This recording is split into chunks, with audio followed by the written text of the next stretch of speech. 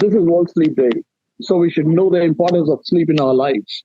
We sleep 8 hours, apparently 8 hours in 24 hours. That means one third of our time we spend sleeping. So we must understand the importance of sleep. If you're not sleeping well, your day will be spoiled. You'll be groggy and you'll be tired, maybe sleepy in the daytime. Your mental faculties wouldn't be good. Your thought processes wouldn't be good. Your your ability to do brainstorming wouldn't be good, and you'll be more forgetful. So all these things can happen, and besides, of course, you can develop conditions like anxiety and other psychiatric disorders, depression. So sleep is so very important part of our lives. The quality of sleep is so important. You may be sleeping in the bed for apparently 8 hours, 10 hours, 6 hours, but how much do you spend time in your deep sleep, N3 sleep, or even REM sleep, the rapid eye movement sleep, is very important. If you spend most of the time in stage 1 and stage 2 sleep, the lighter phases of sleep, then you do not have the memory consolidation function acting, and you also do not store your memory so very well.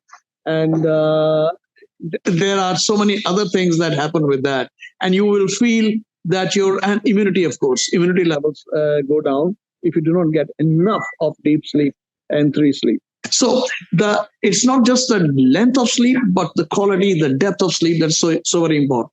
So N3 sleep should be adequate. And for improving our sleep quality in those patients who are late sleepers, who are, depending on their mobiles till late night, on TV or monitors, computers, they are well advised to finish all this stuff by 10:30, 11, no later than that, and try to get 8 hours of sleep ideally. Because if you try to cut it down gradually, you'll be able to do that. You'll be able to cut down to 7 hours, 7.5 hours, even 6 hours.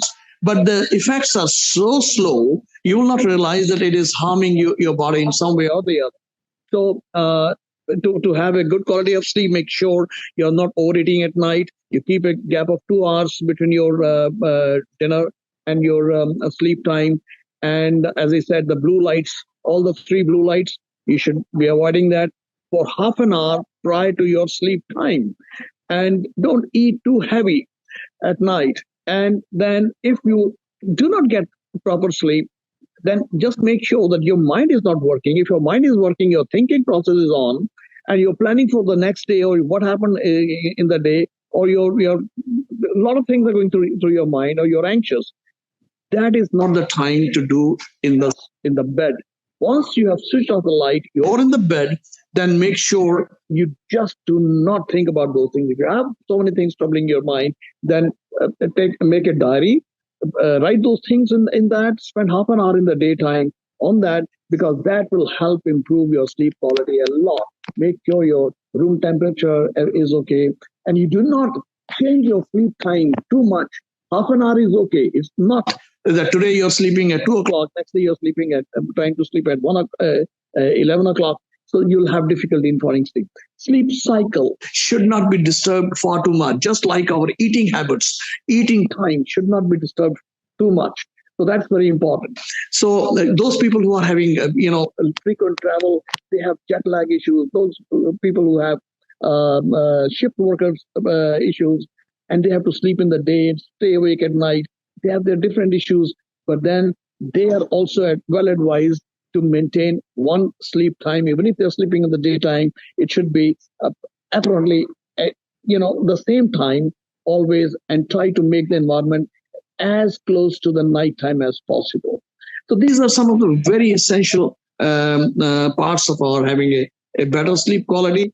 Good exercise and not becoming overweight, and that's very important. Those people who have problem finding a proper sleep, sometimes yoga and meditation also helps in them. So there's a multiple ways that we try to treat them rather than give them medicine straight away. This is World Sleep Day, and you should understand the importance of sleep. And please have a proper sleep time and proper wake time. and try not to keep changing it all the time, and understand the importance of sleep. This is one third of your lifetime.